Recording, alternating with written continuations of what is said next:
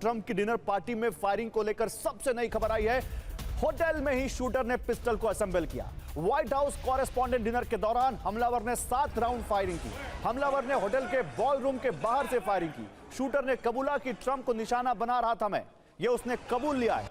यानी ट्रंप बाल बाल बच गए। एक बार फिर जब मैं ये कह रहा हूं तो आपको मालूम है कि कैंपेन के दौरान उनके गोल्फ रिजॉर्ट में इससे पहले भी उन पर हमले की कोशिशें हो चुकी हैं। कैंपेन के दौरान तो फरवरी में उनके पर 2025 में उनके कान को छूते हुए निकल गई थी गोली, और उसके बाद उन्होंने कहा था विल राइज अगेन। वो उनका फिस्ट का जो एक विजुअल आया था और वो बहुत ज्यादा दुनिया भर में देखा गया था उसको। तो ये ट्रंप एक बार फिर बचे हैं। क्या ट्रंप को लगातार निशाना बनाने की कोशिश अमेरिका में से ही अंदर से कोई कर रहा है, या ट्रंप ने अपनी कार्यशैली से दुनिया भर में जो अपने दुश्मन बनाए हैं, और जो सबसे बड़ा दुश्मन इस वक्त ट्रंप का है ईरान, क्या इसके पीछे वो हो सकता है? इस पर बात करेंगे। लेकिन ये तस्वीरें आप लगातार देखते रहिए। पूरी दुनिया में इस वक्त इसकी बातें हो रही हैं, पूरी दुनिया में ये तस्वीरें देखी जा रही हैं। वॉशिंगटन पार्टी में फायरिंग का हैरान करने वाला वीडियो अब सामने आया है। फायरिंग के बाद मंच पर अफरा तफरी मच गई है। जेडी वैंस, जो कि अमेरिका के उपराष्ट्रपति हैं, उनको सुरक्षा कर्मियों ने बाहर निकाला। स्टेज से बाहर निकालते वक्त डोनाल्ड ट्रंप बल्कि गिर भी गए। वो तस्वीरें भी आप देखिए। सुरक्षा कर्मियों ने ट्रंप को उठाकर बाहर निकाला तो एकदम वहां पर बहुत स्थिति खराब हो गई। एकदम से वहां पर ऐसी स्थिति बन गई कि क्या किया जाए। सीक्रेट सर्विस ने, बहुत तारीफ हो रही है सीक्रेट सर्विस की कि उन्होंने बहुत जल्दी उस खतरे को भांपा, वीआईपीज को निकाला वहां से और सबको सुरक्षित बचा लिया, और उस हमलावर को भी जिंदा पकड़ लिया। तो हालांकि सीक्रेट सर्विस के एक अधिकारी जो है वो घायल हुए हैं, लेकिन वो भी अब खतरे से बाहर बताए जा रहे हैं। इसी बीच ट्रंप की डिनर पार्टी में फायरिंग पर दुनिया भर से बयान आए, रिएक्शंस आए। दुनिया भर के स्टेट हेड्स ने कहा है, मार्क कार्नी ने कहा है कि लोकतंत्र में हिंसा का कोई स्थान नहीं है। स्टार्मर, जो कि ब्रिटेन के पीएम है, मैक्रो फ्रेंच प्रेसिडेंट, इन सहित कई देश के नेताओं ने चिंता जताई है।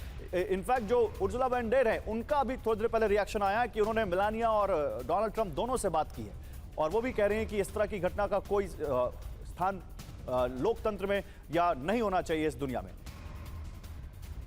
और देखिए, इस पर बात करने के लिए जैसा मैंने कहा था कि हमारे साथ एक वो काले भी जुड़ चुके हैं, उनसे भी बात करेंगे। लेकिन यहां पर एम्बेसडर मल्होत्रा, क्या आपको लगता है कि ईरान के से चल रहे इस जंग या जंग जैसे हालात के बीच डोनाल्ड ट्रंप के ऊपर इस तरह का हमला, क्या ईरान अटेम्प्ट करेगा? आपको लगता है ईरान अटेम्प्ट कर सकता है, या इसके पीछे कुछ और चीजें भी हो सकती हैं? क्योंकि ये पहली बार नहीं है ट्रंप पर हुआ हमला, और कैंपेन के दौरान तो ईरान पे कोई अटैक भी नहीं हुआ था जब वो अटैक हुआ था ट्रंप के ऊपर। तो क्या इसको हमको जोड़ना चाहिए या नहीं? नहीं। नमस्कार गौरव। नमस्कार सर। आपने 2-3 सवाल उठाए। क्या इस जो भी अटेम्प्ट हुई है, ये वहां तक तो वो पहुंचा भी नहीं था। बहरहाल हम इसको मान के ही चलते हैं कि असैसिनेशन अटेम्प्ट थी। तो क्या इसका ईरान के साथ कुछ लेना देना है, या ये अमेरिका की इंटरनल पॉलिटिक्स के साथ लेना है, या ट्रंप की उन पॉलिसीज के साथ कुछ लेना देना है जिसकी वजह से अमेरिका के बीच में आजकल जो है असंतोष फैला हुआ है। आई मीन, वो सिर्फ ईरान वॉर को लेके नहीं है, बहुत सारी दूसरी पॉलिसीज है। एक सवाल आपने ये नहीं पूछा, क्या ये ट्रंप ने खुद तो नहीं करवाया? सर मैंने कहा, क्या ये फॉल्स फ्लैग ऑपरेशन है क्या? आप डिप्लोमेट, मैं हूं, आप डिप्लोमेसी की भाषा में क्यों बात कर रहे हैं? आप खुल के बोलिए, खुल के पूछिए। बताइए सर, बताइए क्या ट्रंप ने करवाया होगा? ये हो सकता है अमेरिका में 4 असैसिनेशन हुए, एक भी नहीं बचा। वो उसकी किस्मत अच्छी थी रोनाल्ड रीगन की कि वो इंजर्ड हुआ, बहुत सीरियसली मर ही जाता बेचारा। लेकिन यहाँ तो एक बार कान छिद गया और दूसरी बार तो आसपास भी नहीं पहुंचा। और उसके बाद इन्होंने क्या कहा, इन्होंने अपने को सेल्फ ग्लोरीफाई करना शुरू किया। उन्होंने बोला असैसिनेशन अटेम्प्ट की मैंने सारी थ्योरी, साइकोलॉजी पढ़ी है। जो इम्पैक्टफुल लोग होते हैं, जो दुनिया में कुछ करके जाना चाहते हैं, उन्हीं लोगों पे असैसिनेशन अटेम्प्ट होती है।